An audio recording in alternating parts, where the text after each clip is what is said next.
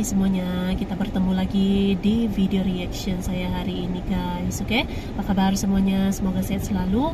Nah, kali ini saya mau tengok video pembahasan tentang ini ya, 5 teori tentang Nabi Sulaiman yang berhubungan dengan Indonesia. Ini berdasarkan teori gitu ya, tentang Nabi Sulaiman yang berhubungan dengan Indonesia. Apa dia punya teori gitu, oke? So, jangan lama-lama lagi, mari sama-sama tengok video ini. Let's go.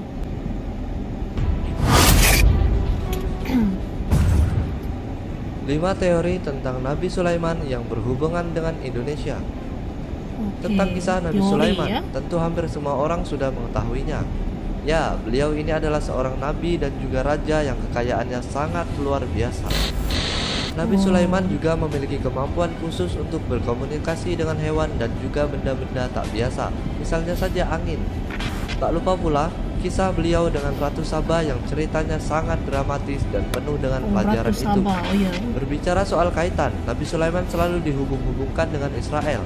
Banyak orang yang sangat yakin kalau Nabi Sulaiman tinggal di daerah tersebut dan bahkan meninggalkan semacam peti yang sampai hari ini masih dicari-cari oleh banyak orang. Tak hanya kaitan dengan Israel, sosok Nabi Sulaiman juga sering dihubungkan dengan Indonesia.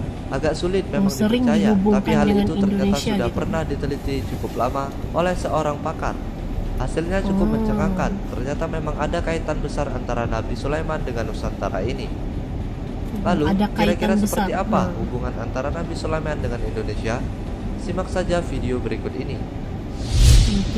Coba kita tengok teori yang pertama yaitu Candi Borobudur peninggalan Nabi Sulaiman. Sebelumnya sudah cukup banyak bahasan tentang ini, dan umumnya orang-orang yang membaca bakal tersenyum kecut saja dengan hal tersebut. Pasalnya, agak sulit memang menghubungkan Nabi Sulaiman dengan Borobudur.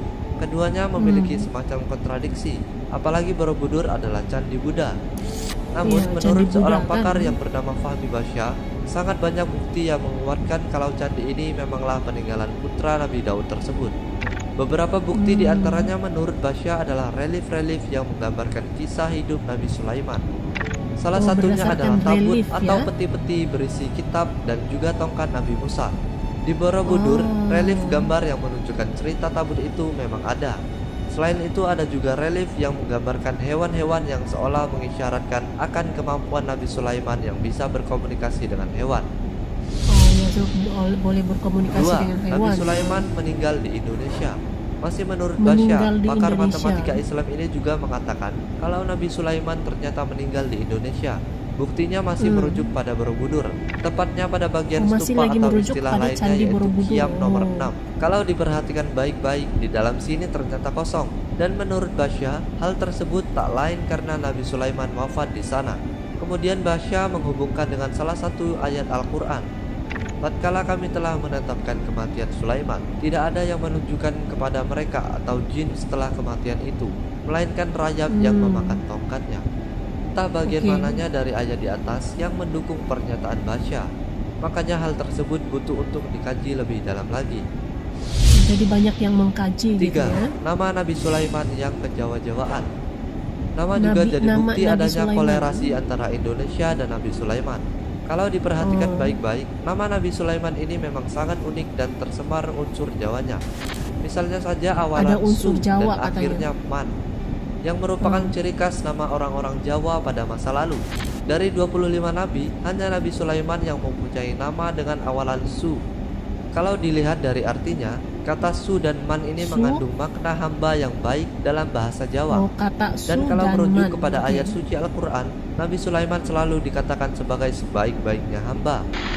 Ada teori lain yang mengatakan jika ibu Nabi Sulaiman sendiri merupakan orang Jawa yang bernama Batsyeba. 4. Negeri Saba dan Ratu Bilqis ada di Indonesia. Tak hanya kepercayaan tentang Nabi Sulaiman yang hidup di Indonesia, istri beliau yaitu Ratu Bilqis juga diyakini hidup di Nusantara. Bahkan kisah pertemuan keduanya juga diyakini terjadi di Indonesia. Tentang sang ratu ada banyak bukti yang seolah menguatkan kalau negeri Saba dan Bilqis tinggal di Indonesia. Yang pertama adalah nama Wonosobo yang sering dikaitkan dengan negeri Saba. Wonosobo sendiri kalau dipecah artinya menjadi hutan Saba. Wono dalam bahasa Jawa adalah hutan. Dalam Al-Quran dijelaskan pula kalau Saba adalah daerah yang penuh dengan hutan. Bukti selanjutnya adalah Candi Ratu Boko yang sering diasumsikan sebagai kerajaan Bilqis. Kalau dilihat-lihat, Candi Ratu candi Boko. ini beberapa bagian tidak lengkap. Asumsinya, hal tersebut tak lain karena proses pemindahan istana, seperti yang dikisahkan di cerita Nabi Sulaiman. 5. Surat emas dari Nabi Sulaiman ditemukan di pemandian Candi Boko. Seperti yang kamu tahu, ditemukan di sebelum kolam, Nabi Sulaiman bertemu di Ratu Candi Bilqis, Boko. beliau terlebih dahulu mengirimkan sebuah surat emas yang diantarkan oleh Surat burung emas hudhud. ya. Surat ini berisi ajakan untuk bertaubat mengingat Ratu Bilqis diceritakan menyembah matahari. Surat ini sebelumnya tak ditemukan dimanapun, termasuk Yaman yang dipercaya banyak orang sebagai lokasi istana Ratu Bilqis.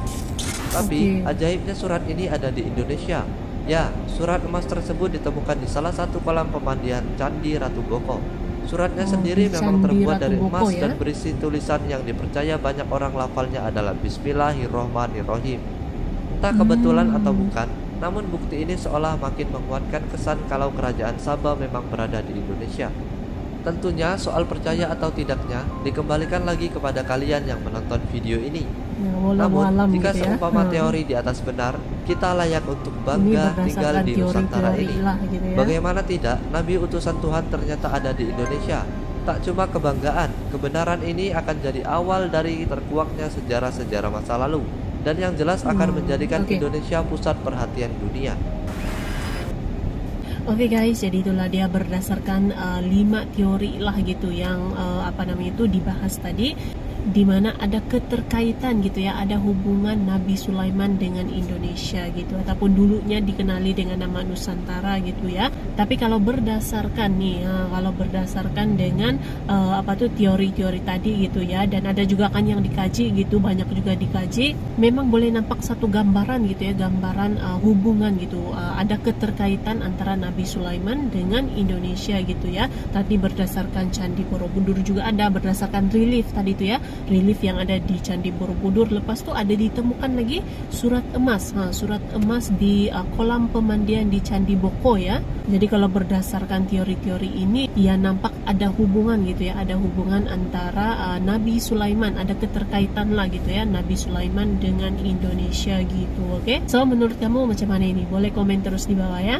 Jadi terima kasih banyak sebab kamu sudah menonton video ini. Jangan lupa macam biasa untuk support channel saya dengan subscribe, like video ini, dan jangan lupa untuk komen juga. Oke, terima kasih banyak dan kita jumpa lagi di video seterusnya. Assalamualaikum.